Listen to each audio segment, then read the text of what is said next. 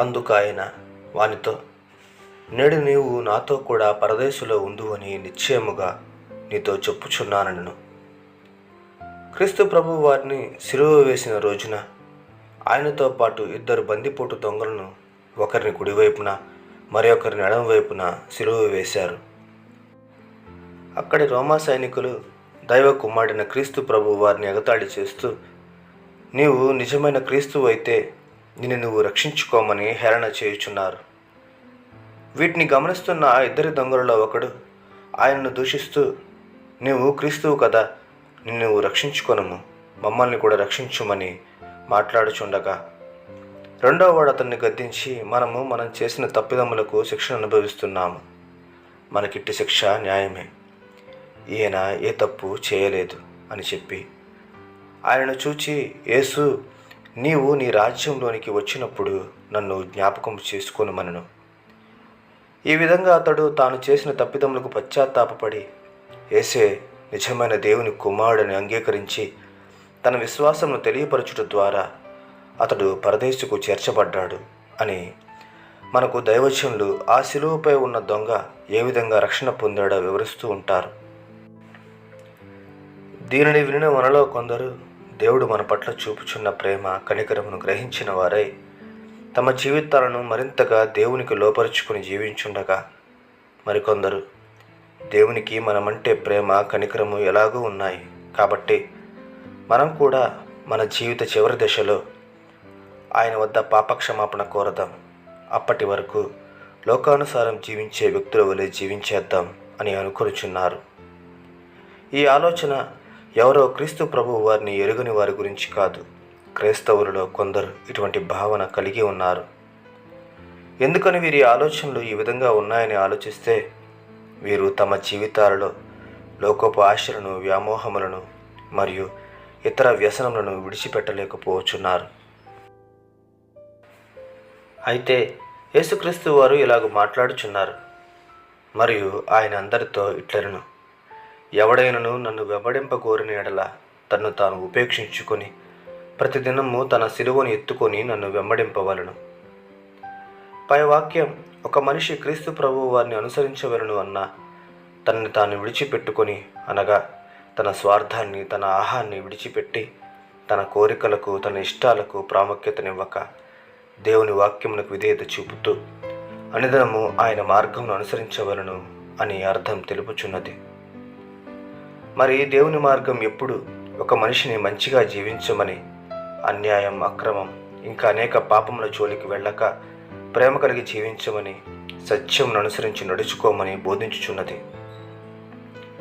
కావున ఇప్పుడు ఆయన చెప్పినట్లు నడుచుకోవాలి అంటే మనిషి తన వ్యసనములు, వ్యామోహములు, ఇతర లోకపు ఆశలను విడిచిపెట్టాల్సిందే. ఎందుకంటే ఇవి మనిషిని పాపమునకు ప్రేరేపిస్తూ ఉంటాయి. ఇవి మనిషి జీవితంలో సమాధానం లేకుండా చేస్తున్నాయి. ఇందుకుగాను పరిశుద్ధ గ్రంథ లేఖనములు కొన్నిటిని గమనించినట్లయితే, త్రాగుబోతులను, తిండిబోతులను దరిద్రులగుదురు, నిద్రమత్తు చింపి గుడ్డలు ధరించుటకు కారణమగును. జ్ఞానమును ప్రేమించువాడు తన తండ్రిని సంతోషపరుచును, వేశ్యలతో సాంగత్యము చేయువాడు అతని ఆస్తిని పాడు చేయును. ఎందుకనగా ధనాపేక్ష సమస్తమైన కీడులకు మూలము, కొందరు దానిని ఆశించి విశ్వాసము నుండి తొలగిపోయి తమ్మును తామే పొడుచుకునిరి అని వాక్యము ఈ వ్యసనములు, వ్యామోహముల వలన కలుగు నష్టములను వివరించునే ఉన్నది. వీటికి దూరంగా ఉండాలని తెలుపుచున్నది. ఇలా ఎంత చెప్పినా కొందరు మాత్రము ఒక నిర్లక్ష్య ధోరణి కలిగి ఉండి దేవుడు అనుగ్రహించిన రక్షణ మార్గం అనుసరింపక వాయిదా పద్ధతిని అవలంబిస్తూ ఏదైనా ఉంటే జీవిత చివరి దశలో చూసుకుందాం అని ఒక అజ్ఞానపు ఆలోచనతో తమని తామే మోసగించుకుంటున్నారు. ఎందుకని ఈ ఆలోచన ఒక అజ్ఞానం అని అంటున్నాను అంటే, ప్రపంచంలో ఏ మానవుడు తన జీవిత చివరి దశను గ్రహించలేడు. ఒక మనిషి తన మరణ దశను ఎప్పుడూ తెలుసుకోలేడు.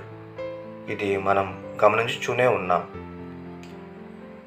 మరి అటువంటప్పుడు నేను నా జీవిత చివరి దశలో నా బలహీనతలను, కోరికలను విడిచిపెట్టి ప్రభువు వద్దకు వస్తాను అంటే ఎలా సాధ్యపడుతుంది? ప్రభువైన దేవుడు లూకా సువార్త 13వ అధ్యాయంలో ఒక ఉపమానమును ఈ విధంగా బోధించున్నారు. మరియు ఆయన వారితో ఈ ఉపమానం చెప్పెను. ఒక మనుషుని ద్రాక్ష తోటలో అంజూరపు చెట్టు ఒకటి నాటబడి ఉండెను.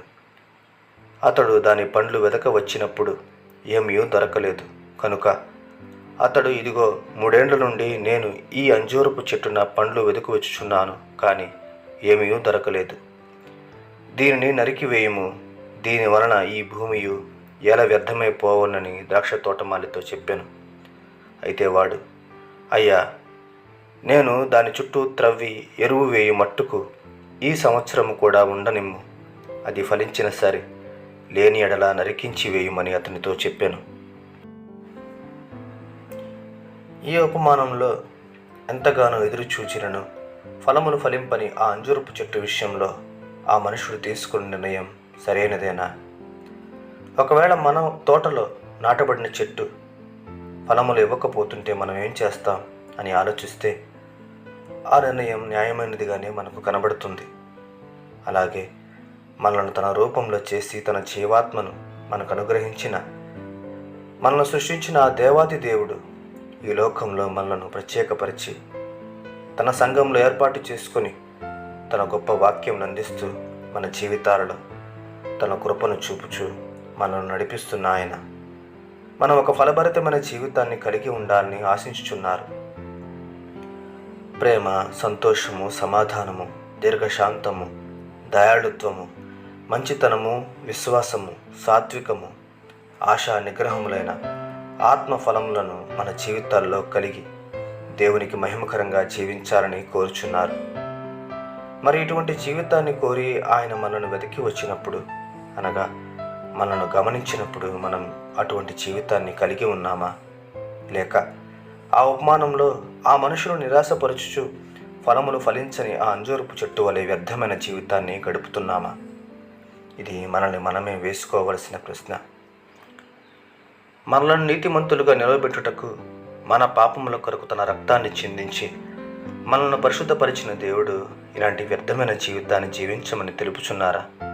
ఎంత మాత్రమో కాదు కదా. ఆయన మన కొరకు ఎదురు చూచుచున్నారు. లోకంలో ఉన్న మోసాన్ని విడిచిపెట్టి తన ప్రేమను తెలుసుకున్న వారే తాను కోరిన ఫలించడి వారి వలె ఉండాలని ఆశపడుచున్నారు. మన పట్ల తన దీర్ఘశాంతమును కనపరచుచు మన జీవితాలలో అనేక అవకాశములు ఇచ్చుచున్నారు. శిలువపై దొంగను అతని చివరి క్షణములో అతని కలిగిన పశ్చాత్తాపం, విశ్వాసమును చూచిన యేసయ్య తన మహాప్రేమ చేత అతన్ని క్షమించి తనతో చేర్చుకున్నారు. అదేవిధంగా మనల్ని కూడా ఆ ప్రేమతోనూ తన హక్కును చేర్చుకుంటారు. ఇందులో ఎటువంటి సందేహం లేదు. అయితే ఇంతలా మనల్ని ప్రేమిస్తున్న దేవునికి మన జీవితాలను అంతా వ్యర్థంగా గడిపి శరీరంలో శక్తినంతా వృధా చేసుకుని చివరి దశలోనో లేక రోగములతో శరీరం కృషించిన తరువాత ఆయనకు సమర్పించాలనుకోవటం ఎంతవరకు సరైన నిర్ణయం? ఆ సమయంలో మనం ఏమి చేయగలం? కనుక మనలో శక్తి ఉన్నప్పుడే మనలను తన సంఘంలో నాటి మనకు ఒక ప్రత్యేకమైన భాగ్యం అనుగ్రహించిన దేవుని చిత్తమును గ్రహించి ఆయన ఆశించిన జీవితాన్ని గడుపుతూ అనేక మందికి మన యందు క్రీస్తు ప్రభు వారు చూపిన నిష్కల్మషమైన ప్రేమను కనపరుస్తూ మన మాటలను, మన క్రియలను, మన ఆలోచనలను దేవునికి మహిమకరంగా కొనసాగిస్తూ ఆయన సాక్షులుగా ఈ లోకంలో జీవిద్దాం. ప్రభువైన దేవుడు మనకు తోడై ఉండునుగాక. ఆమేన్.